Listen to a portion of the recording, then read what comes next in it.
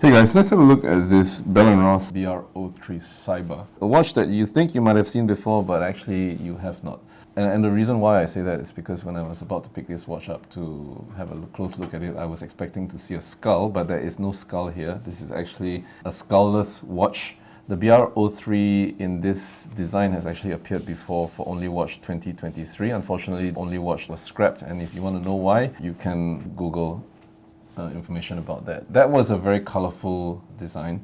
This one is very monochromatic, and it's the first Cyber that's being offered by Bell & Ross. So just to be clear, because I was a bit confused, the BR01 Cyber Skull is another model by Bell & Ross. That one has a skull, and that one is 45mm. That's why it's called the BR01. This one is the BR03, so 42mm, and it doesn't have a skull. I actually like this one better than the skull because I think the skull can scare children sometimes. This one has a very monochromatic, futuristic feel, kind of like a stealth fighter. It sort of reminds me of the Blacktrack that I reviewed 2 months ago. The main appeal about this watch, obviously, is the fact that you have glass panels that allow you to look completely into the movement. And watches like this are, in some sense, a watchmaking lesson on your wrist because you see every single thing there as the watch is working. Of course, one aspect of this watch is the balance wheel, which is moving. And then you can see the entire gear train as well as the mainspring up there. So I'm going to wind it, and you can see the mainspring barrel winding up.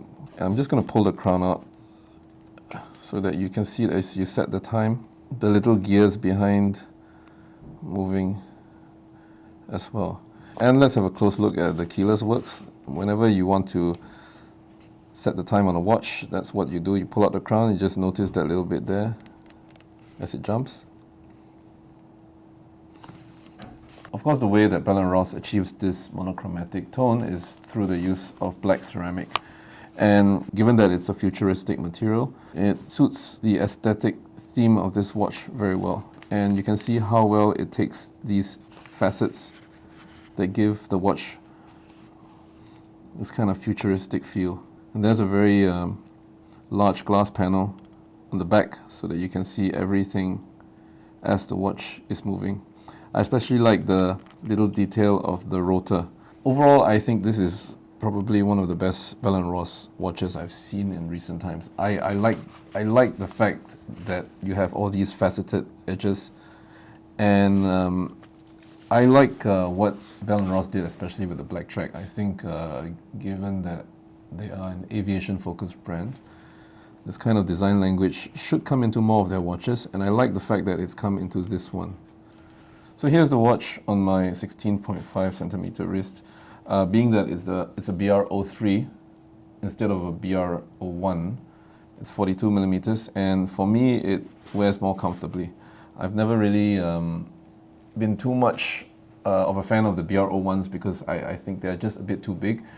But for this type of more considered design, I would say 42mm works better for me. Alright, so the BR03 Cyber Ceramic is a 500-piece limited edition and should be available at authorized dealers towards the end of January. Check it out. I think this is probably something that's worth looking into a little bit more.